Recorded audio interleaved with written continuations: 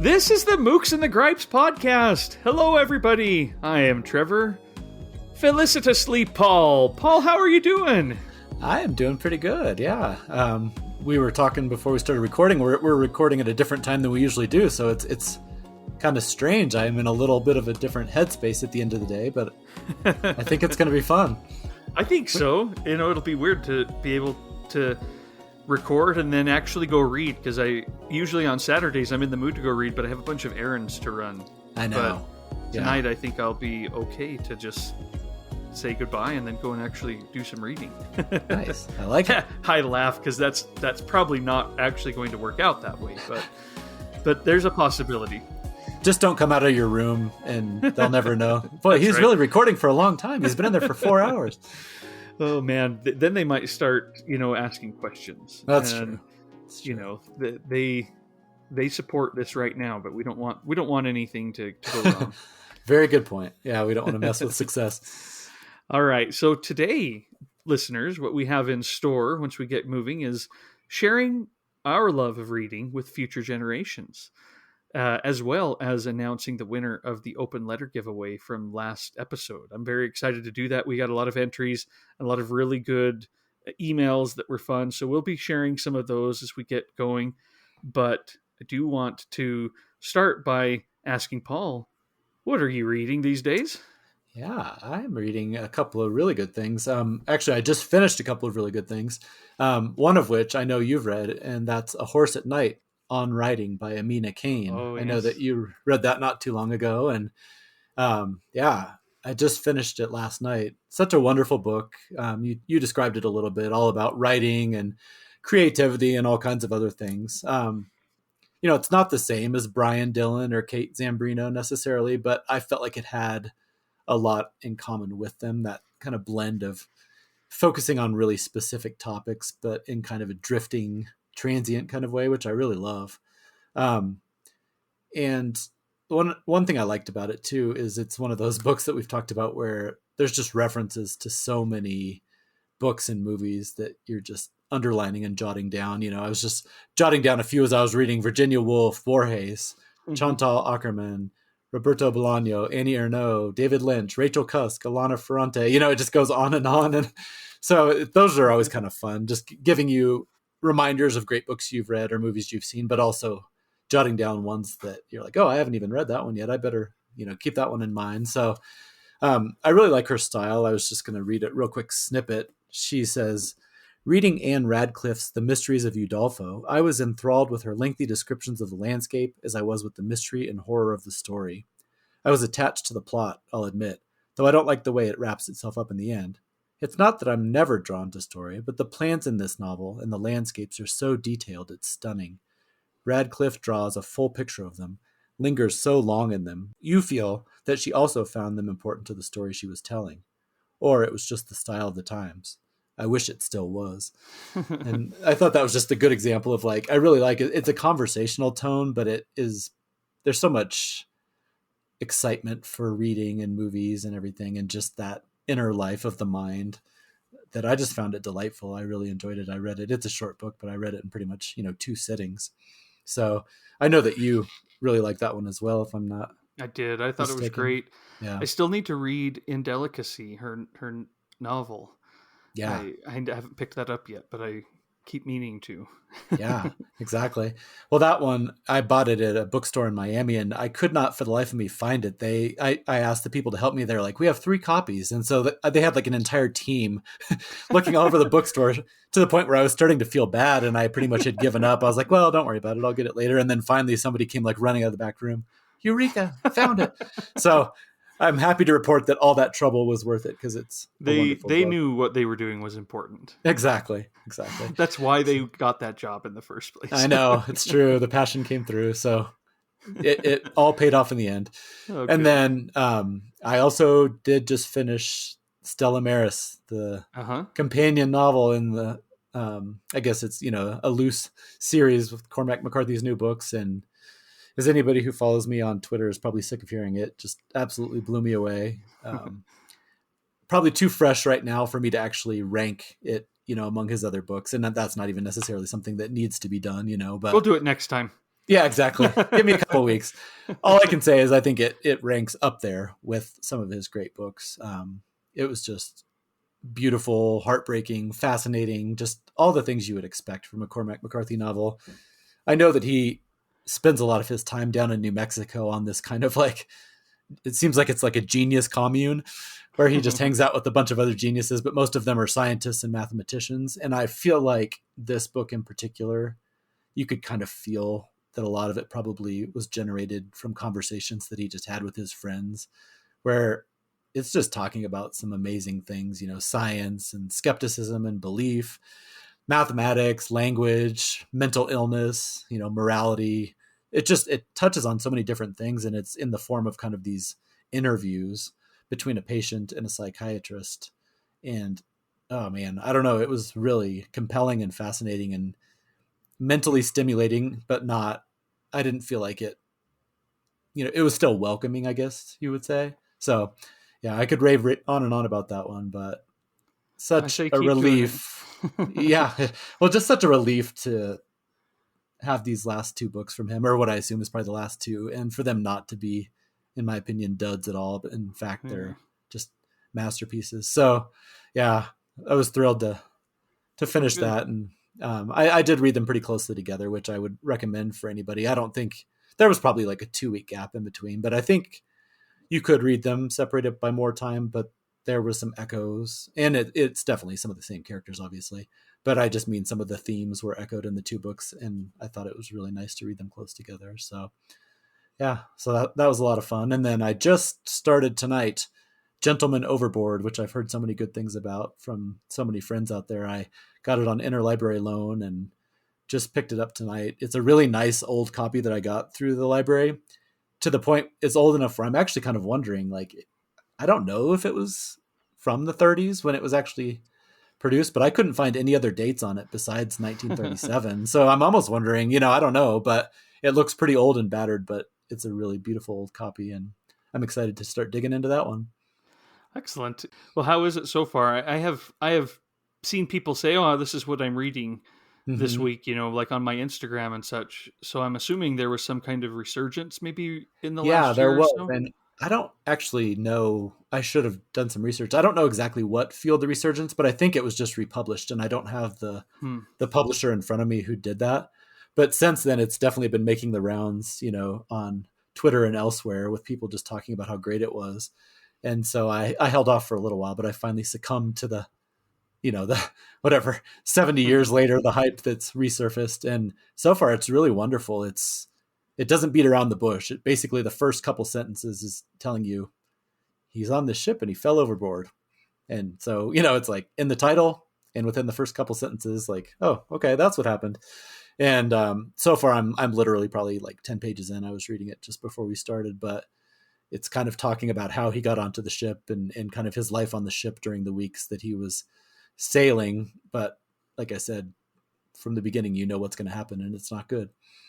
So yeah, I'll report back. But again, that I didn't mention the author earlier. It's Gentleman Overboard by Herbert Clyde Lewis. So far so good. 10 pages in, but based on everything I've heard, and the people who've said it, I have no doubt that it'll continue to be a good read. So Well, how about cool. you? What have you been reading? Well, so this is what I've been reading all year. Basically, is Yeah. Konstantin Postovsky's *The Story of a Life*, translated by Douglas Smith. This came out earlier from NYRB Classics in the U.S. It had already been published in the U.K. There was a good review, or a favorable review. It's a great review, but a favorable review by John Self. And yeah, this was fantastic. It's the first three volumes of his 6 volume autobiography slash memoir thing. And I actually have a little part from toward the, about 100 pages left. He has these little asides as he's going through his life, and I just love them. Here's one where he says, "So far in this work, I have only written about things that I have seen and heard for myself. For this reason, there are a great many important events I haven't mentioned. My intention is to speak as a witness, and I have no desire to write here in these pages, nor could I, if I did, a general history of these revolutionary years." This is from right around 1917 in Mm. Russia and Ukraine and such. He says, I began writing this story of my life a long time ago. I am old now, and still I have only managed to bring my story up to the time of my early manhood. I don't know whether I will be able to finish it. If I were 10 years younger, I might write another, more interesting story of my life. Not about my life as it was, but as it could have and should have been, had its arrangements depended solely on me and not on a host of external and often hostile circumstances. It would be a story of what never happened, of all the things that ruled my heart and soul, of a life that gathered all the color, light, and excitement of the world into itself. I can see many chapters of that book as clearly as though I had lived them several times over. Mm. This is in the middle of stories that he's talking about where, just maybe a memory he has of one particularly dangerous night wandering the city during the revolutionary years, or, working as not really a doctor, but as an assistant physician uh, during the war and out on the front. It's a tremendous book. It's long, and I did it by basically reading a chapter every day. And really, that was the way I needed to do it, because some of the chapters I'd finish and be like, okay, it wasn't too much in that one. And then the next one would have me, feeling very emotional Mm. because of people that I don't have any idea who they were. Yeah. It's just that kind of book. Um, I, I really hope that volumes 4, 5, and 6 are coming. I'm sure it'll be a few years, but when Have it you heard comes, I'll anything jump on it. No, that? I Yeah. haven't asked directly either, because I don't know.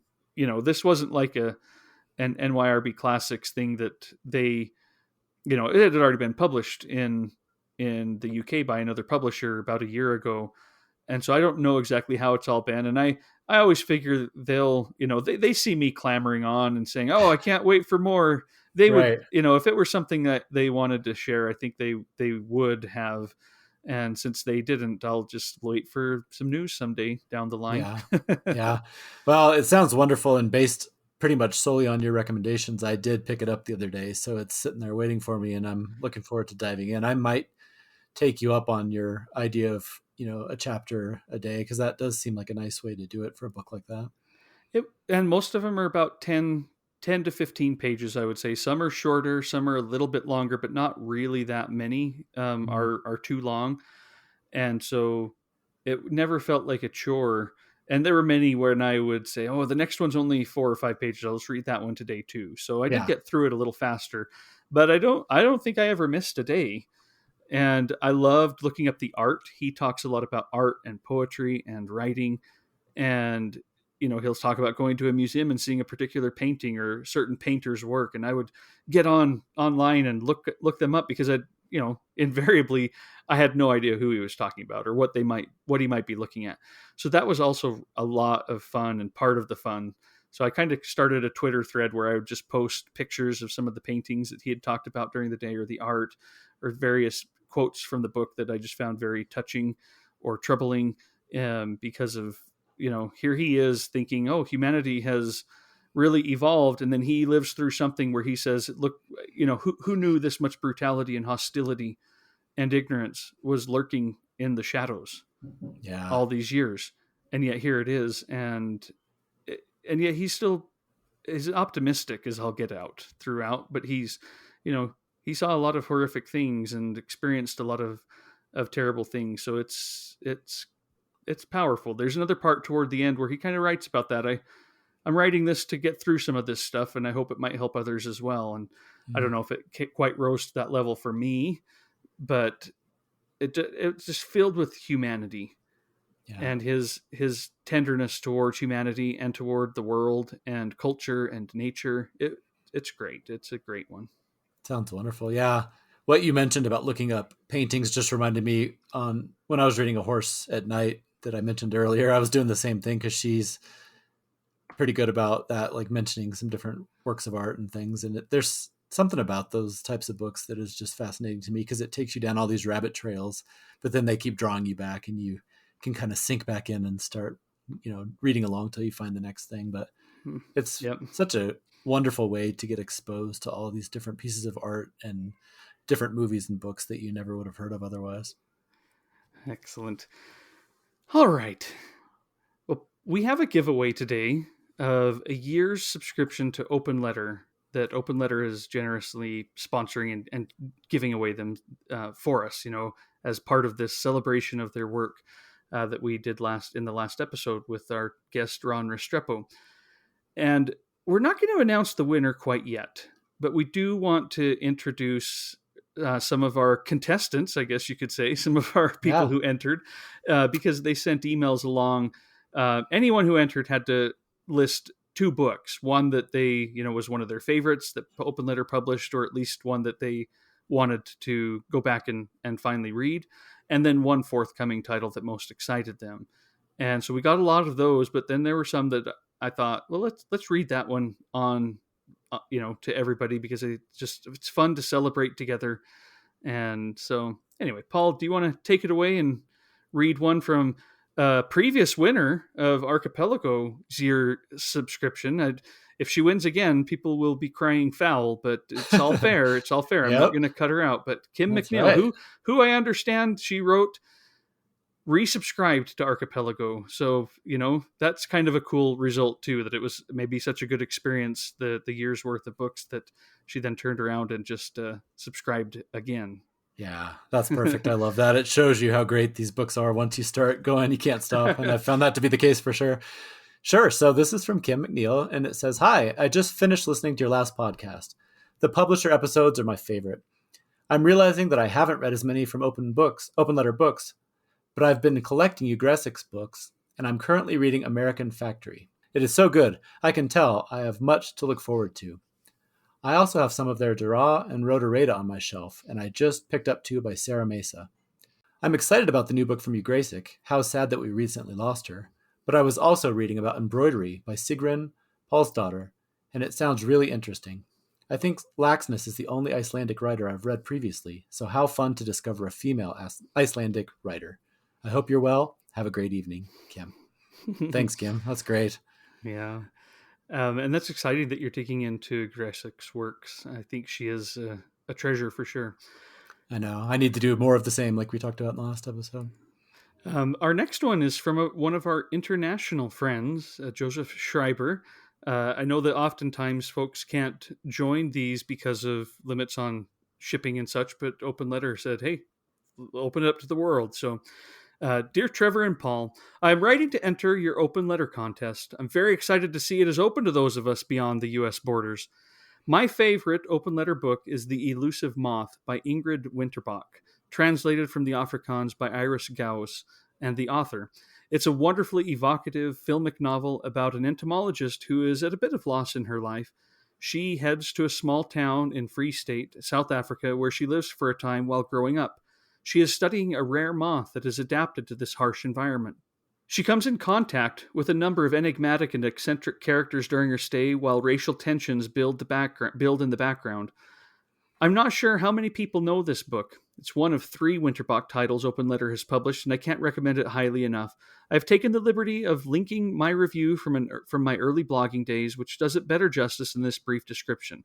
I will put Joseph's review in the show notes for folks, because it is nice to go in there and read that. But I really like this part. I read it back in 2015 as I was recovering from a cardiac arrest secondary to a blood clot I developed on my return from a trip to South Africa, so it had an extra profound impact. The forthcoming title I'm most eager to read is Ninth Building by Zhao Jingji, translated by Jeremy Tiang, a book that was on my radar long before the recent International Booker nod. Apart from Kang Shui, another favorite Open Letter author, I am remiss in reading Chinese lit. Thank you for this opportunity to enter, Joseph. We talk about this on all these episodes, but isn't it crazy sometimes to just look at the exposure you can have to world literature through some of these presses? I know. Yeah, I don't know. No, it's amazing. And the fact that, like we say, I spend so much time talking about it, reading about it, and yet many of these books I've never even heard of. And that's even from just Open Letter, who I spend a lot of time. So like when I read his email that came through, I was talking to my wife about it, and that book, The Elusive Moth, just sounds wonderful. I'm like, how have I never heard of this? So much fun to discover. Well, our next one is from Ryan, and it says, Trevor and Paul, I really enjoyed listening to you and Ron Restrepo talk about Open Letter books. Like some of your other episodes highlighting independent presses, I knew very little about Open Letter. But now that I know of another great press that focuses on translated fiction, I have another great resource to explore new authors and countries. As is probably obvious from what I wrote above, I have never read an Open Letter book, but I was captivated by Paul's discussion of Death in Spring by Merce Rodoreda. After hearing him gush about hurricane season for several months, that's true, I read it last year and was spellbound by Meltor's turbulent prose about a squalid little village in Mexico. So I know that Paul and I have similar tastes in strange little violent books. I'm confident I will love this one too.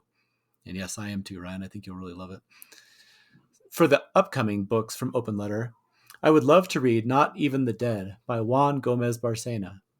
It sounds like a mixture of Heart of Darkness and 2666, which honestly would be the perfect book for me. The alluring image of a heretic preacher, deep in a secluded wilderness, and a lone man searching him out and having to confront much more than the dangers of the wild, is a narrative arc I can never resist. Thanks, Ryan. Again, just glad I can maybe turn this off and go read. I know, seriously. All right, our next one, the last one we'll read right now is from David. He says, "Hello, friends. I hope you're doing well. I'm a long-time listener and first-time contest enterer from Toronto, Canada. I've always avoided these giveaways to prevent potential issues with international shipping, but I love the work Open Letter is doing, so I wouldn't help myself here. Open Letter is relatively new to me, but exploring their back catalog has been a wonderful way to learn about authors in translation. And they're basically your neighbors also. You know, you guys can just skip around the lake there and each other. Good point. For a back catalog book I'm most excited to read, I'll go with Frontier by Kan Shui, translated by Karen Gernat and Chen Zeping. I love experimental fiction and translation, and I've been wanting to read more Chinese novelists in general, so Kan Shui has been on my radar for a while now. I've actually owned a copy of Frontier for a bit, and while I haven't read it cover to cover, it's been in that category of books that I'm happy to dip into and just enjoy a paragraph or two of prose, because there is always something interesting going on. Such as, Sherman also heard the fish swimming. It was strange. It didn't make a sound, so how could he hear it? But he did. The big fish swam slowly, as if conducting an inspection. When Sherman heard the fish, something warm and strange sprang from his head. A hairy creature approached.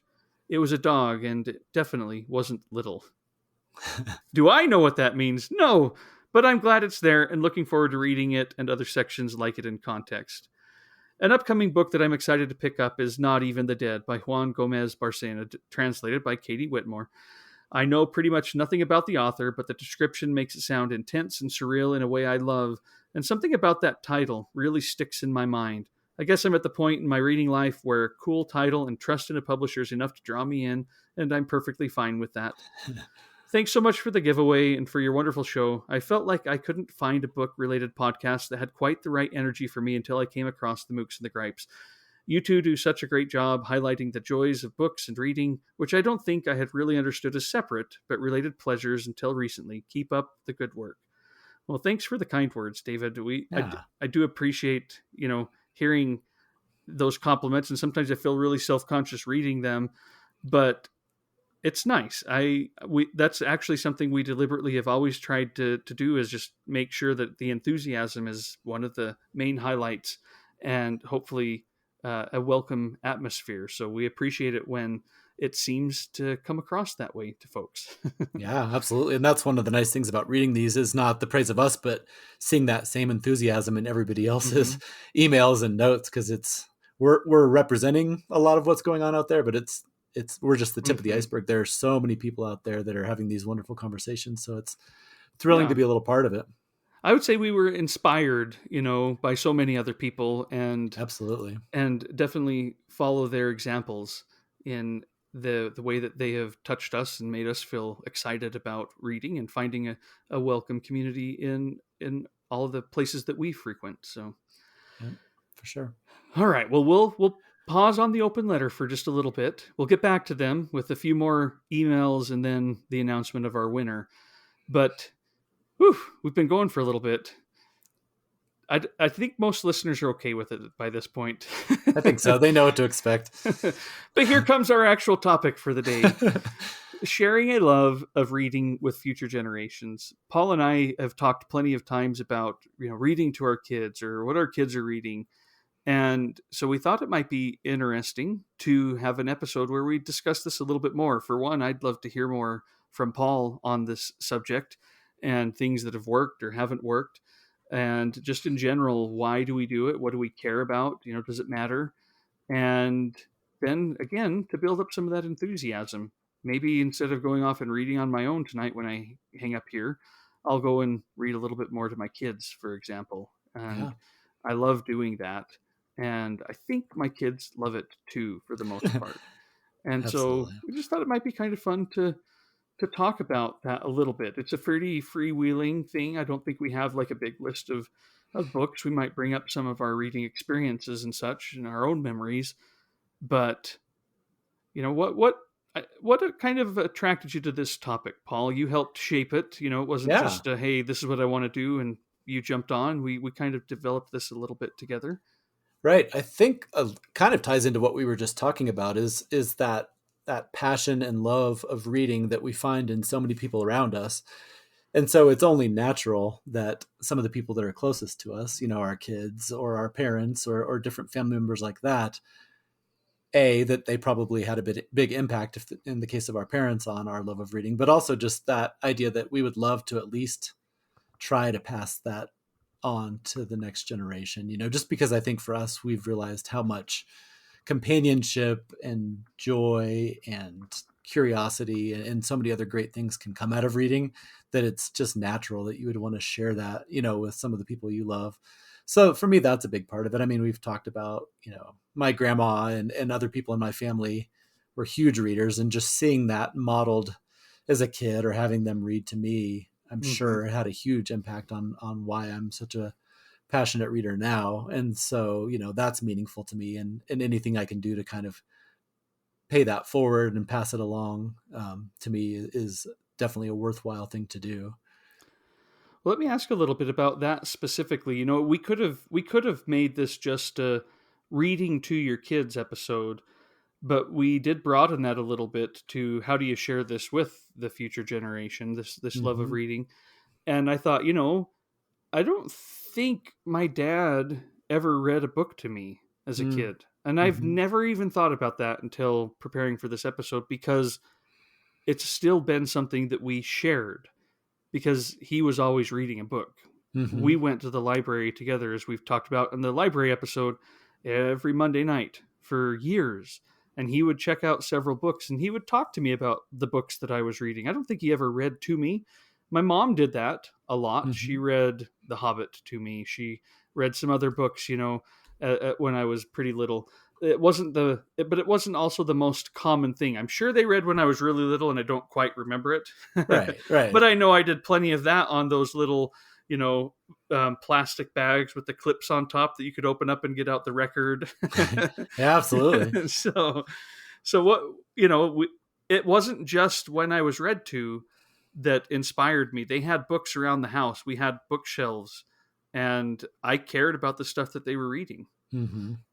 Yeah, absolutely. I think that's a big part of it. Is That's one thing I was going to talk about, is just the modeling, and not that you're necessarily doing it for that reason, but when your kids see you reading, or when, like you said, trips to the library or the bookstore and they can see you picking up a stack. I remember going to the library with my dad, and he would get these big, huge stacks of all these, like Horatio Hornblower and Patrick O'Brien and all these, the big sailing ships on the front. And even though I did read a few of them over the years, it wasn't necessarily the content that appealed to me, but it was like, I think the fact that your dad would have this excitement and passion It for was his other something. life as a sailor Exactly. out on the, during the Napoleonic Wars. That's right. And I remember coming up the stairs all the time on, a Sunday afternoon, and he would just be like laid out on the couch, just reading those books. And I just remember, for me, it was both kind of exciting and inspiring, but also like a calming presence of just knowing that that was part of all of our lives. And, I've talked before, of course, many times about my mom, David Copperfield in particular. I've brought up quite a few times that she would read that once a year, but she was always reading, James Harriet and Agatha Christie and all these other books too. So I think, just like you said, even if it's not always a matter of reading out loud, which I do think there's a lot of value in, but it's just that idea of, there's a lot of ways that you can pass that passion along Hmm. to your kids. And I do think that it kind of flows through families. I'm sure that there's plenty of exceptions both ways of people breaking off and deciding not to, or a passionate reader, springing up out of the dust where nobody really has read in their family before. But I do think a lot of times there's those through lines of a family of readers, that kind of continues to pass that along. Yeah, I wonder in my own, with my own kids, I have four sons aged 16 down to just turned 8 about a week ago. Mm. About a week ago. And um, we've always read to them. My wife and I both, we've read a lot of books to them over the years, and they do enjoy that. I think I've told you before, though, my oldest is not someone who independently goes and just wants to read the book. Mm-hmm. He enjoys it. He gets one every once in a while and will read it and enjoy it, but it doesn't inspire him to go on and grab another one. He's very much interested in video games and those stories, and I don't mean to say that in like, oh, he just wants to play video games. He's pretty invested in the stories and in the music of video games. He's the one who plays the viola, and Mm-hmm. goes to competitions and plays at various things, and also plays the piano really well. He loves learning about how music is composed, and one of the best places for him to go and look for that is video games. He loves these, he knows so much about these video game composers. So I don't mean to use that as something else. In fact, I'm I'm pretty happy that he's still interested in story, even if Mm. it's not the way that I've always tried to grab onto stories, in books and such. He does love reading stories about people. He's So I guess what I'm saying is, I could be really discouraged and think, oh, he just isn't. What did I push it too hard? Is this just a dad thing? Am Right, I right. too into the book reading world that he has to find his own thing to be his own self? But Mm-hmm. I think sometimes I just really want them to have something that gives them an expansive vision, Mm-hmm. and I get it through reading a lot of times. And I think there's more to reading than just that. We had our Why Do We Read Fiction episode early last year with Ben O'Connell, where we talked about a lot of the things that can be done with reading and such. But I'm also pretty happy when I just see them developing and not just shutting down. Yeah. So, No, it's an important point, and it's something I think about a lot because I do feel that tendency sometimes, inevitably throughout a kid's life or anybody's life. There's going to be times where even if you're a reader, you may have slow periods or where you may drift off and not read so much. And when my kids have gone through those, whether it was when they were in elementary school or even now, like you said, the lure of screens and mm-hmm. the fact that they're just so busy, that's part of it too. But they're, like right now, they've both been going through a period where they're not reading as much as they have at other times. And I will admit, I have a little bit of like, oh, I hope this isn't the end. And I have to just step back and realize a lot of this stuff. You have all these things we've talked about, the good memories and the modeling and the fact that they have read so many good books. Chances are they're going to return to it. And it's Mm-hmm. kind of like what I had to realize when they were younger, when I would really want them to maybe read certain books and all they wanted to read was Captain Underpants, or something like that. And initially you're like, Every book we mention is going to be in the show notes, folks. that's So right, Captain exactly. Underpants. Captain Underpants. But I had to kind of realize the most important thing is to keep that passion and that love of reading alive. And sometimes that means reading Captain Underpants. And sometimes it may be 6 months between books. But if you just allow it to happen and you continue, that's one reason where I think, or one place where I do think reading out loud to kids is really valuable, is maybe they're going through a period where they're not necessarily feeling like reading too much by themselves, but just keeping that in the house where maybe you're reading to them at night or different things like that. And just kind of keeping that ember burning a little bit, and inevitably it'll flare up again. So what you said about kind of the flexibility and the willingness to kind of take a step back and realize that there are other ways to go about it and it won't always look exactly like it did for you is a very important point that I always have to remind myself about. You said something that made me think we might should get really fundamental, or at least try. I'm sure I won't be able to necessarily delve into the depths of all of Mm. this. So we'd love some listener feedback on this for sure, that we'd be happy to share. But what is a love of reading? What is that? What's the value to that? Yeah, that's a good What do you question. think? I mean, you mentioned something about wanting to develop that and worrying at times, like, oh no, is this going to affect their love of reading? But I guess I want to kind of talk about what is that? What's the Yeah. It's a good question because I don't know. I feel like I'm almost too close to it and so immersed in it that I might have a hard time defining it. mm-hmm, Because my mom, I think some of it is just who you are. My mom talks about when I was a toddler that she would, want to take me to go buy toys and all I wanted was books.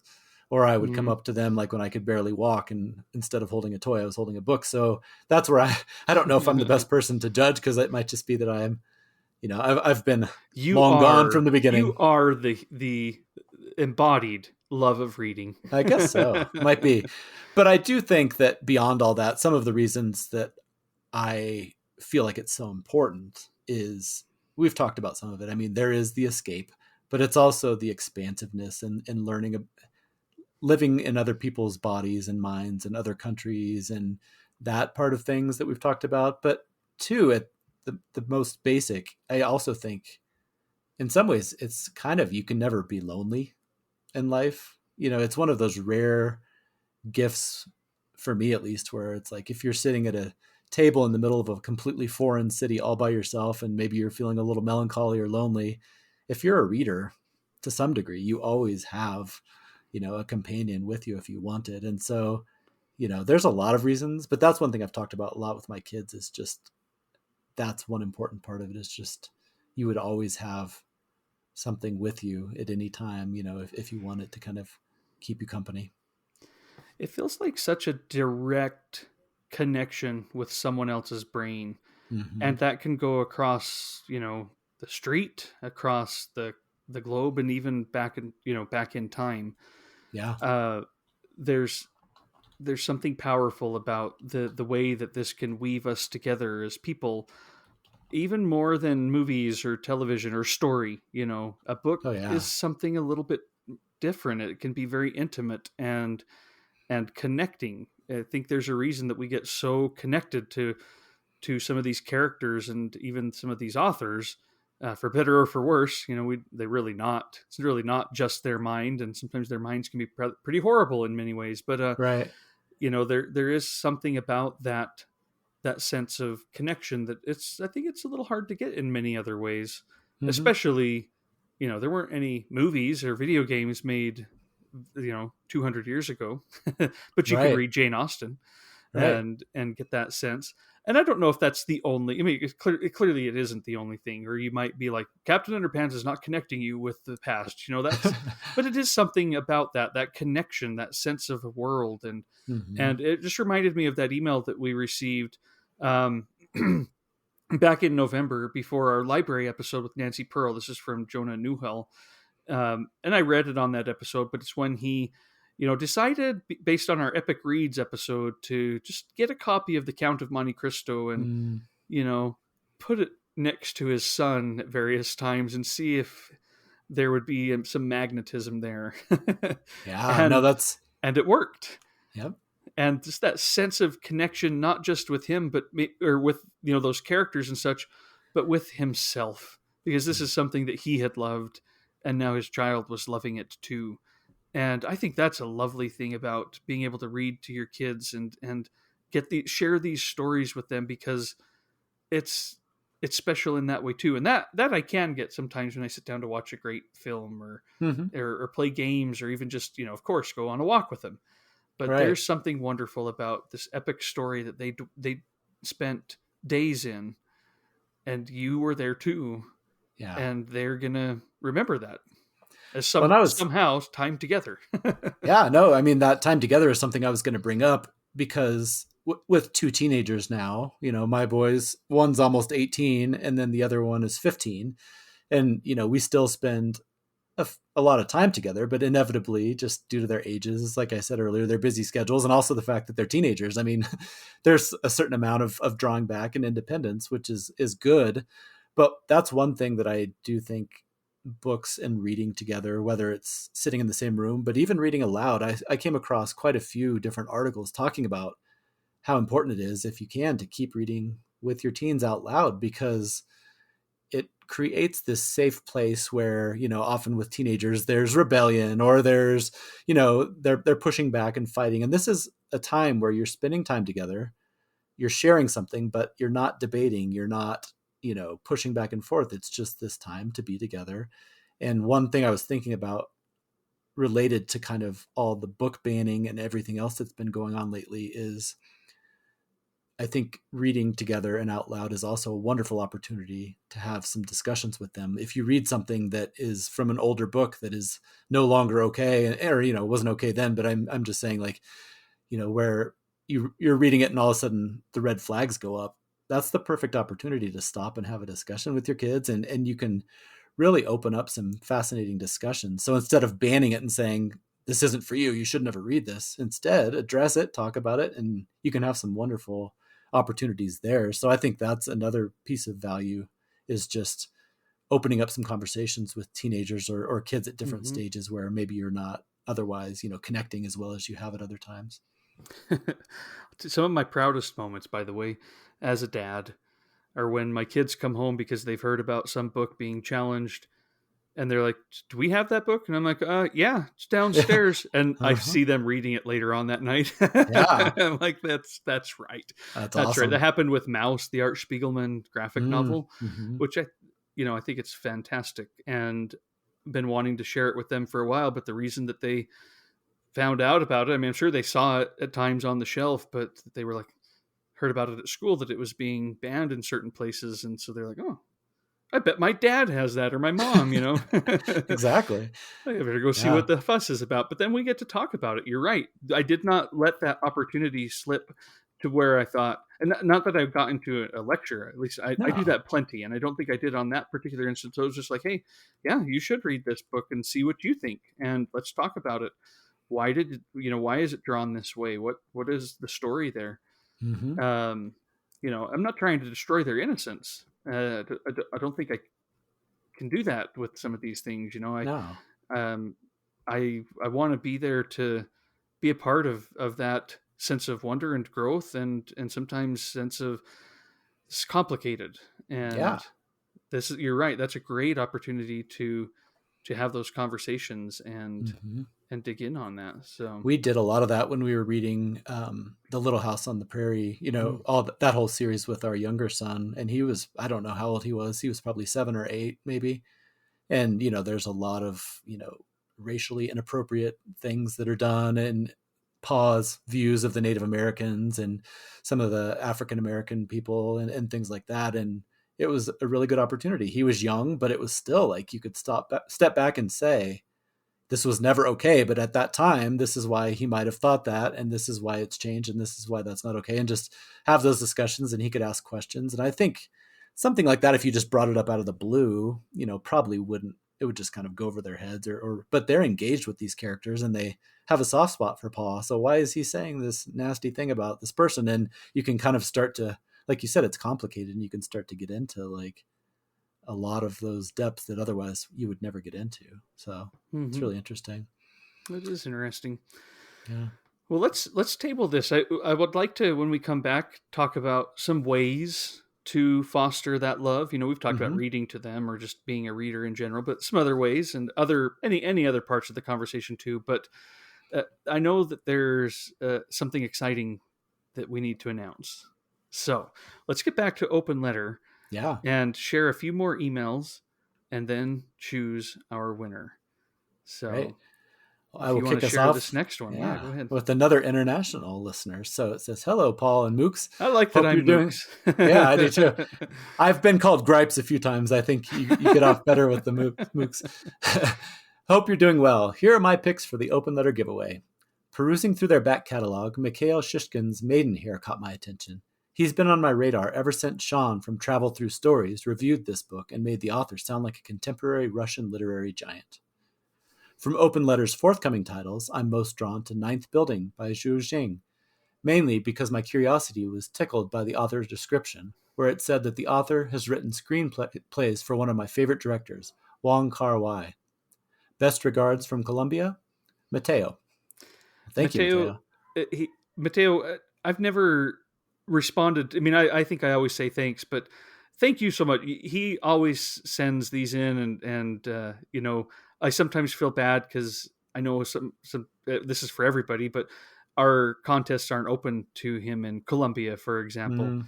But he's always been so, willing to still send in his, if I could enter, here's what I would say. And I don't think I he's doing know. it to be subversive. I think he's like, hey, I still want to share in this, and I Yeah, appreciate that. that's So, awesome. but this time you're in, you're in That's the great. pool. And Maidenhair, as I mentioned on the last one, is very high on my list of ones I would like to read soon too. All right, here comes the next one. This is from Cody. It says, first of all, thank you for the podcast. I'm a big fan and appreciate the depth of your conversations. This is my first time writing for a giveaway, so apologies in advance for rambling below. Well, we'd be hypocrites if we gave you too much trouble for that. That's true. I read Merce Rotareda's Death in Spring in the summer of 2017, shortly after I graduated college. It was my first open letter title. I can't recall how or where I heard about Rotareda or open letter, but I was mesmerized by the book. It was holiday weekend, I had a couple of days off work, and I was late to meet some friends sitting in my car, probably still strapped into my seatbelt, drenched in summer sun, Mm. finishing the last 20 or so pages while ignoring whatever calls and texts were chirping from my phone. This Rotarita led to other Rotarita books, then Matthias Enar's Zone in December, and many open letter titles and authors since 2017. I've been saving a copy of Mikhail Shishkin's Maidenhair. We'll talk about that again. For Mm-hmm. the right time and place, feeling perpetually unprepared. Then there's forthcoming titles such as Arnon Grunberg's Good Men, an author I must have overlooked in the catalog with Terza's publication, or newer editions like Nina Leak. Really, though, I just appreciate how much open letter books led me to more books in general. The 3% blog, the Why Should This Book Win series, with a nod to entries like this entry on Jacob Wasserman's My Marriage. Do you see what he did there, Paul?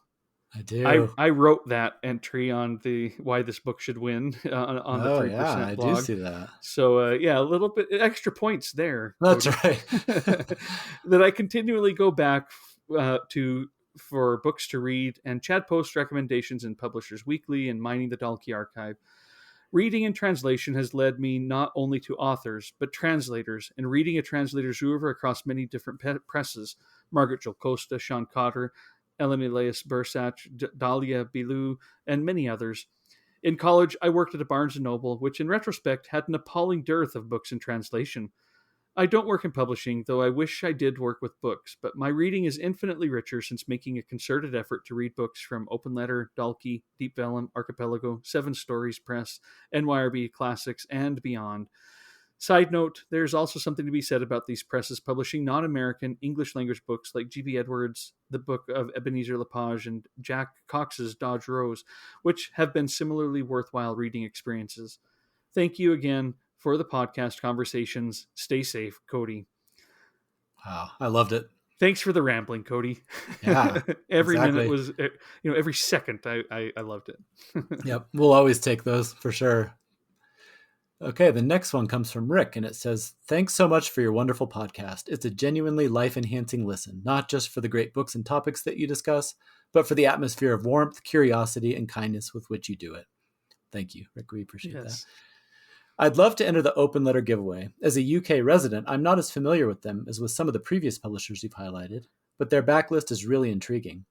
The book I've read from them was Street of Thieves by Matthias Enard, which I found a really engrossing, atmospheric tale of two friends growing up in Tangier and the different paths that their lives took. I read it in Morocco in March 2020, in what proved to be my last holiday for a while, and I loved it. The one I'm most excited to read from forthcoming titles is Not Even the Dead by Juan Gomez Barcena. My wife recently disinterred his previous novel, The Sky Over Lima, from my bookshelves and said it was superb. That's rocketed it up my to-read list, and Barcena's latest sounds equally intriguing.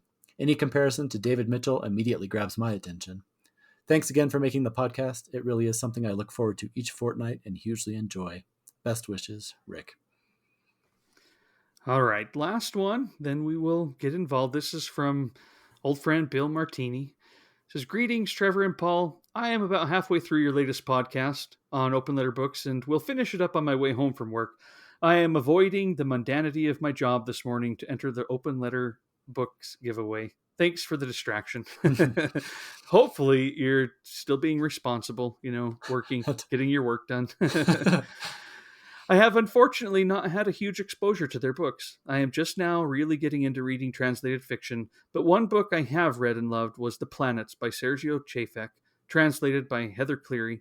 I was hooked by the way the book shows how individual, the micro, is affected by the large scale happenings of political violence, the macro. Among the forthcoming titles, I was most, because they all looked good, intrigued by Natural Causes by Nina Lieke and translated by B.L. Crook. As a person firmly ensconced in my middle age era, a book examining the torpidity of aging and abundance sounded all too relatable. Thanks again for the podcast. It is always one of the highlights of the fortnight in which it comes. Bill. Well, thanks again, everybody, for your generous entries, for the fun, and again, just the excitement.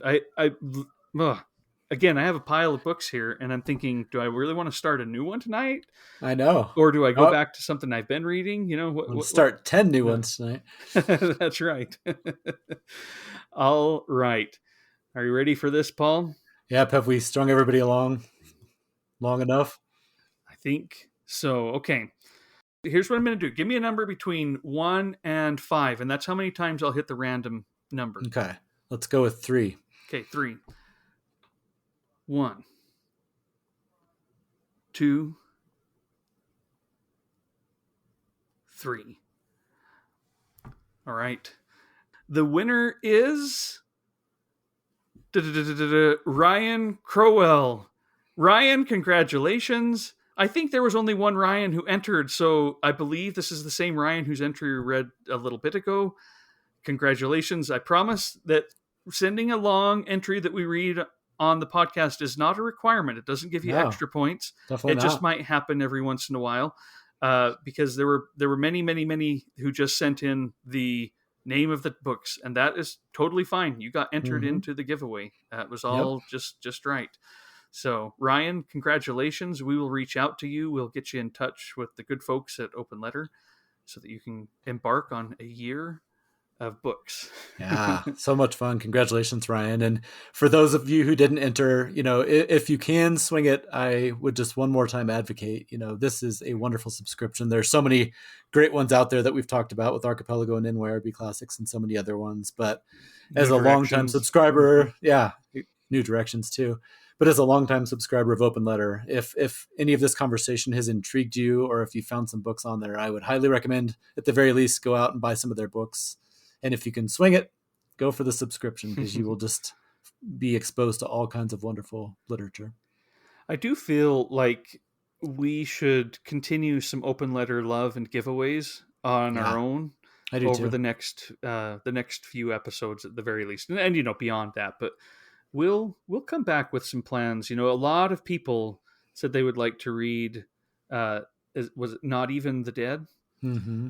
And so I think that it would be fun to give someone an opportunity to do that. Absolutely. So it's a good idea. All right. Well, we'll come back on that. Yeah. Well, as we head back into our main topic, I was going to read, if you don't mind, a quick quote that I think just completely sums up my ideas about this, and it comes from one of my favorite novels. Oh, okay. Is this another book by Anne Fadiman about the exact topic that we were talking about? Unfortunately, my streak is broken, and I think if I'd used the quote that I talked about in our previous episode, it probably would have worked for this one, because it was her reading to her son, but it was still applicable. No, this is actually from one of my favorite books, one of the most beautiful books I think that I've ever read, and it's James Salter's Light Years. Mm-hmm. And there is a section pretty near the beginning that is one of my favorite passages. If we ever do a episode on just most beautiful passages or favorite passages, this one will come up again, because I absolutely love it. And it's talking about a man reading to his children. And it says, "And he reads to them as he does every night, as if watering them, as if turning the earth at their feet.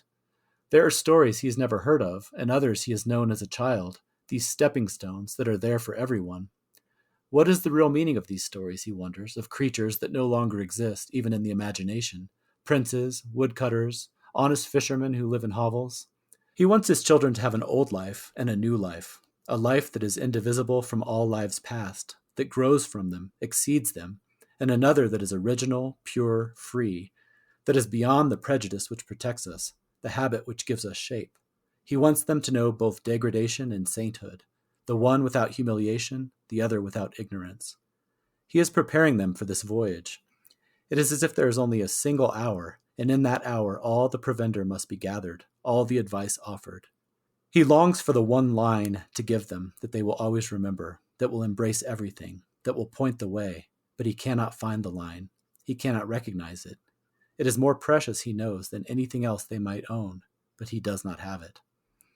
And I just think, wow, that is just one of the most beautiful passages I've ever read for many reasons. But part of it is just that the idea of planting and watering and Mm-hmm. you're trying to expose them to all of this. And sometimes it's in a fable, sometimes it's in another form of literature, but just that idea of trying to give them everything they need to go out into the world. And I just think that's absolutely beautiful. And when you talked about what a love of reading is, I think that could be a big part of it right there. Hmm. You know, it's been a while since I've read that book, and I don't remember that passage. So uh, that's just to go back to our rereading episode. Mm. Why wouldn't I want to read that passage again, you know, and have that be back into my life? So thanks for bringing that up. Sure, absolutely. Yeah, so that's. I wish I should have tried to remember any particular passages from some of my favorite books about reading to, or just talking about this future generation. I didn't do that, Yeah, unfortunately. So that's okay. again, I mean, listeners, you know, jump in with some things, yeah, I help would us love to out. have some suggestions on that. Well, you talked about the Count of Monte Cristo earlier and kind of leaving that book out, lying around Hmm. and hoping that your son might wander into it. That is definitely a strategy that we have used pretty much our kids' entire lives, is just coming home from the time they were reading board books, just having a stack of 30, 40 books, just, sitting out in their room or somewhere. Mm-hmm. And because you never know what's going to spark their curiosity or their passion. And what was really cool is that happened to me just the other day where we were finishing reading up Treasure Island with our younger son. And so we're like, well, what are we going to read next? And he's like, I'd like to read another classic, which of course made my heart go pity pat. And so I Not started even the digging. dead, Paul. You Yeah. should. So I started like digging around on our shelves, but then I went to the library and I just started walking down the aisles and just pulling out, H.G. Wells and all these other things. And I just gave him a stack of like 15 books and just said, look through these and just see if any of them, strike you. And he was going through and all of a sudden his eyes just lit up, and it was Around the World in 80 Days. And Huh. he just saw that and he's like, oh, I've heard about this one. I really want to read it. And I had no idea that would be the one. I thought it could be any number of other ones, but that's what's so fun about it. And also I think so important is you're guiding and you're helping and you're exposing, but in the end, they're the ones that know exactly what works for them. And I think that's really interesting. Those are two books that I read to my two oldest when they were very young. I think when we Mm, were still living back east for both mm-hmm. of them. Just because I was excited and I had a blast with them, and I think even as little kids they did too. I'm sure they Yeah. didn't catch everything, but there was the fun, the thrill of the adventure. Mm-hmm. I remember reading Around the World in 80 Days to them, and that was a book I hadn't read before. It was the first time for me, and you know, surely for them as well. Right. But it was so fun to have that thrill of those old stories. Mm-hmm. So that's kind of fun to have that memory brought to my mind. I hadn't thought about those two books and reading it to them in some Yeah. time, so that is fun. Some of Right. these are Yeah. going to be memories only we have. You know, Mm-hmm. they hopefully it sets them on a course, but they won't remember the originating point, the origin, Right. and very well. But I will. You know, I want these times with my kids that are special, and I hope they're enjoying it. That certainly makes it even better. But I remember when we first moved here, back west. It's been about, well, it's been a little over 10 years now, and so my third son was pretty young, and I was trying to read the Chronicles of Narnia to the two oldest, but Mm-hmm. the youngest, who, at that time was still baby, but being able to jump in his crib and yell, that's about all he could do, would do that every time I started to read that book. Every single freaking time. He would, I know, and if I'd stop, he'd stop as like a dog or something like that, but if I'd start reading, he would just keep on going. But we made it through those, and I love that was Hmm. his way of participating at that time. Right. He was involved in our little game, I guess is how he saw it. And That's the older funny. ones were invested in the story. They didn't get annoyed too much, as we read that. But again, just a fun memory. I remember being excited to read. Oh, too bad Calvin's going to be a little bit of a punk in the crib, but we're still going to do it. Right. And just being excited about that. So Yeah. yeah, No, fun that's to think awesome. back on these memories that I doubt they remember it at all, any of them, even the oldest one. But again, I do, and it Yeah. was great. My bet is that they'll remember parts of these nights or some of the books that maybe you don't remember too. That's the Yeah, really that's interesting thing true. about it is what resonates with them. It may be completely different, but it's still the idea that all of you are getting something out of it, which is fun. Um, I was just also thinking about the idea of reading out loud, and I think it ties into like the resurgence right now of audiobooks, or not resurgence, maybe it's been ongoing, Yeah. via tapes and CDs, but the accessibility to audiobooks right now is unprecedented with Libby and all these other apps that are out there. And of course, Kindle, or not Kindle, but Amazon Audible. Audible, yeah, all these different things, and that's another good way to share books with Hmm. kids as well. Even if you're not reading them, I know that on a recent road trip, we were listening to Peter Pan, for example, and our kids were just mesmerized by that book. Just having all the different voices and the Yeah. voice actors and different accents and everything, and so I just think it's interesting tying into that I find myself on commutes and everything, listening to audiobooks all the time, but that's another nice way that you can share books with your children as well. That's a really, again, you're bringing up things that we do, but I need to think about. This is why I really enjoy doing this. Is some of these things we do, but I don't think about them, and they don't stick. I don't maybe get all the benefit of them, or at least appreciate what's happening. I like to be able to mark these things because then I feel like I appreciate them a little bit more. But we love to get like a Roald Dahl book or something like that to Mm. listen to. Oh yeah, And those, absolutely. driving along and just laughing and having a lot of fun. Um, and we also, what's the book about the black children? I think it won the Newbery a long time ago, but going to school in the 30s. I wish I could remember the name right now. It'll come to Mm. me as soon as I don't need it anymore. But we listened to that one a few years ago on a vacation, and that was a really good thing to do.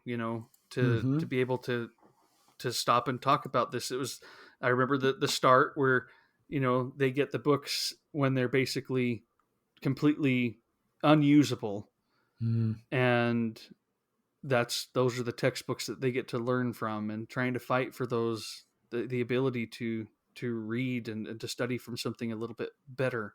Yeah. Anyway, classic book. I wish I could think of the name right now. A lot Yeah. of I don't. listeners are going, it's this one. Right. I wish I could, but I don't know it. Like I may know it, but I'm not coming up with it Well, right now we'll either. But talk for a minute to give me some cover me, sure, yeah, Paul. I will.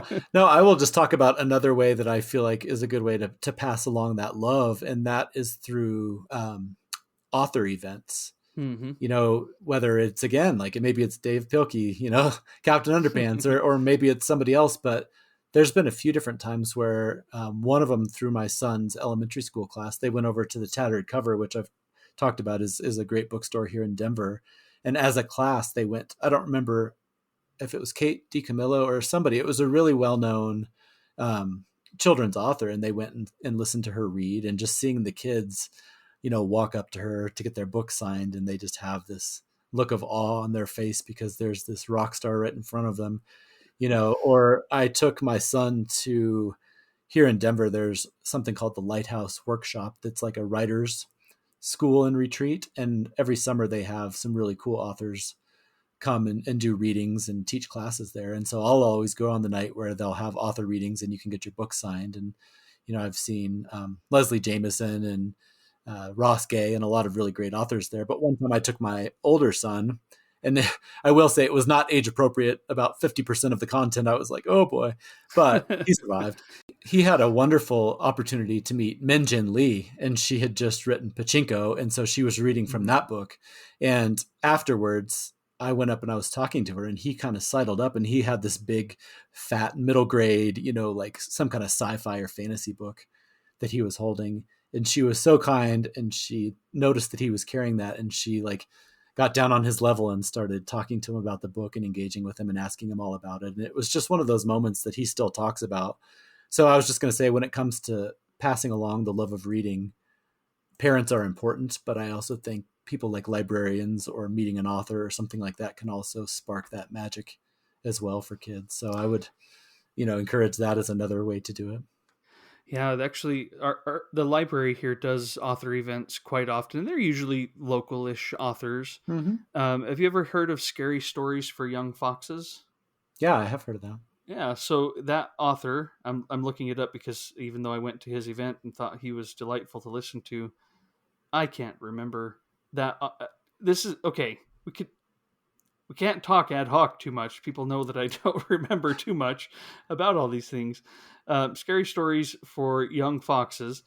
He came to an event, and there weren't very many of us there because it was kind of toward sometime with COVID. Uh-huh. But it was so fun. It was like an October evening, and he read from his book. It's Christian McKay Heidecker is the Mm-hmm. name of the author, and yeah, when we left, my second son wants to go and get those books Yeah. and read them, and they love going to those events, and I love that they love meeting these authors and showing them their enthusiasm. I know they sometimes ask the questions these authors get asked all the time. Where do you come up with your stories? Right. Things like Right. that. I don't know. I hope they don't mind too much because sometimes that's just someone who's burgeoning in their enthusiasm. Oh And yeah. I definitely usually feel that's the way the authors receive it. But I love going to those myself. I would go even if my kids didn't go. I But would you're right. too. It's a way that we can kind of get a peek behind and get excited about storytelling and Mm-hmm. stories. Yep. Absolutely. And I remember seeing a lot of the little kids, not little, but they were probably fifth or sixth grade. And when they were walking up to the author, not only were they getting their book signed, but they were talking about the books they were writing and like sharing those stories with the author. And you could see that, she was getting a lot of joy out of just hearing it's like all these future readers and writers, and just the enthusiasm that they have at that age is so infectious. So yeah, as far as love of reading, I think that is a great way to do it. It's like you're meeting your idols. You can't believe you're seeing them in real life. Well, you'd also mentioned movie adaptations. What are your Mm-hmm. thoughts on that in terms of sharing a love of reading? What Yeah, have I been your jotted that experiences down. there? I think, yeah, it ties into exactly what you were saying with, initially I might have that. Well, it's not reading, and they do it differently and it's not the same. But I think in the end, it's all about keeping the passion going, and the passion for story and characters and adventure and all these different things. So yeah, I was going to bring that up. I think, watching Matilda or Charlie and the Chocolate Factory, either before or after you read the books, or Hmm. like with our younger son, we just watched all the Lord of the Rings movies, and we've watched all the Harry Potter ones. We watch one every year on New Year's Eve.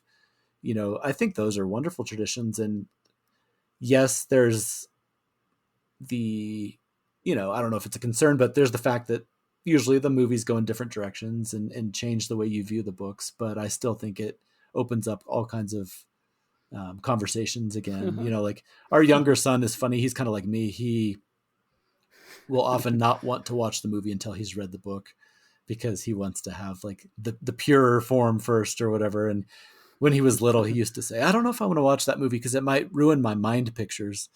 And I really like that. Like, I know exactly what he means. It's that idea of you've read a book and you know exactly what the castle looks like or exactly what that person looks like. And then once you watch the movie, you can never quite get it out of your head. So I do have that tension still sometimes, but I still think that the net positive of those conversations and watching movies is just another way to kind of grow that love. Sounds like my second son. We've been watching the Lockwood series on Netflix, which Oh they've all yeah. read now, and yeah, he has to kind of pick out every little thing that's just different, Yep. even if they're still doing it all right. And it's like, hey, they're not. It's not the book, Right. But who am and I to that's judge? okay. Exactly. But who am I to judge? Because I'm the one who's still holding out on watching the Lonesome Dove miniseries. And no, it's going to ruin my mind pictures. That's right. Well, and it might, it might, Yeah. might, it might make them even better. It You could. know, when you have Charles Duvall and Tommy Lee Jones It's in your true. mind, for your mind pictures of those characters, that's a pretty good thing to have. Yeah, So exactly. No slouches for sure. But yeah, no, I mean, I am all for anything that, because sometimes the flip side happens and they watch a movie and they didn't even know it was a book, or maybe they did, but they just see the movie first, and that will cause them to go out to the library or the bookstore and hmm read the entire series. So no, I'm all for it. yeah, I like doing that with movies. I mean, sometimes it does, it leads them to read like Jurassic Park. Finally, you know, Hmm. that's that's been my experience with a lot of books. Is Yeah. I came to them from the movies, or even if it wasn't that particular book being adapted, maybe it was something else by that author, and so it's just fun to have that experience. So, Yeah, absolutely. well, anything else? I myself am just kind of getting excited to go and read. I love Yeah. talking. I feel like there's always a point where I'm like, okay, you've filled me up with the excitement to go and read. Right. I'm ready to do that. Yeah. No, I'm with you. I agree. All I will say is that I am looking forward now to kind of the next stages with our children as they get older. It's kind of sad because, our older one, he's almost 18, so hmm realistically we don't really read with him very much at all. Like, we'll read in the same room, which is still nice. I do miss it, but it's still fun to see them. Like, you can still see that seed is there because, he's already talking about what books he wants to take with him when he moves into the dorms next year and everything. So it's just nice to kind of see that it does play out, in some form or another. They do have that love of reading. It may not be exactly like mine, and it may not take the exact same paths mine did, and in fact it probably won't, but it's there, and you feel like at least you've exposed them to something, and if they make the choice, they know where to go and what to do, if they want to follow that path. and we in the works. We're maybe going to have special guests to come on who still reads with his mom. Yes, exactly. And this will be kind of a continuation of some of this as we get to that. That may very well be our next episode. I'm not 100% sure. We have a tentative schedule in the newsletter. Hmm. That's one of the episodes coming up is stories about idols, not IDOLS, not like the golden calf or anything like that. Right. um, but idols like IDYLLS, those special moments in time, and in particular about what they are. What is an idol? Hmm. Why do I don't know if you do, but I love stories about idols. These things Hmm. that just seem like they're the reason. Your whole life still revolves around that moment. You lived up to it, and now that you're past it, it's still kind of like a I guess a black hole sounds negative, and maybe sometimes they are, but it's still pulling you toward it, even though Mm. it's getting further and further in the past. I love those books and those stories. Yeah, I So do we've too. got something like that coming up, and spring is a great time for those. I think many of us probably have our own particular memories of certain spring times Mm. that are appealing and the like. We've also got some ideas about doing an episode on what particular things do we bring to books that we read, positive or negative. Hmm. Our personal biases or quirks or expectations or desires. We don't know exactly how that'll all pan out. We're thinking of doing a book or an episode on favorite book titles, and we have an episode coming up on Barbara Pym, which Yes, should we be do. exciting. So, any thoughts on those, listeners? Stories about idols. What do we do, or what do we bring to the books that we read, or favorite book titles, or even Barbara Pym? Even though that's a little ways away still, please share them with us. I'd love to hear from you and share your thoughts as we're doing those episodes. Again, it's always so fun when we get these emails in mass because they really help us feel connected to you, and it does bring us just the satisfaction of, well, look at what we've done, but we are a part of something. We love to hear from you. Hopefully, uh even more than we love to hear from us on the podcast. It's just Mm. so nice to connect and to share thoughts and to know what you love, share that enthusiasm. So we welcome it very much. And Absolutely. I love it. It's my very favorite thing about doing all this. And as an added bit of revenge, you all get to add to our TBR piles. It's a little bit of a counter to what we try to do and open up all these wonderful books and share them with you. That's what I love about, another thing that I love about getting these is just going through all these emails. I'm like, oh man, I'm going to start jotting all these down and start adding them to uh, my own list.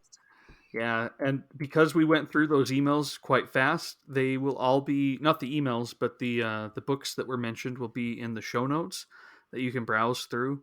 I know some of them have funky names or are by authors whose names we didn't even pronounce correctly. So Mm-hmm. hopefully that's a little bit of a helpful resource in Yeah, the absolutely.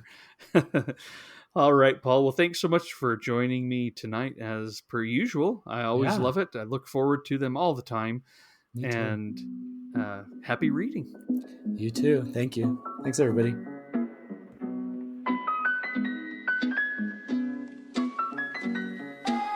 Thank you for listening to this episode of the Mooks and the Gripes podcast. You can follow the Mooks and the Gripes and get show notes and book and film reviews at mooksandgripes.com. On Twitter, you can follow Trevor at Mooks and Paul at BiblioPaul. You can also get information about future shows on our Patreon. If you'd like to donate to the show, anything and everything, even $1 a month helps and is deeply appreciated. You can become a Patreon at patreon.com/mooks. Until next time.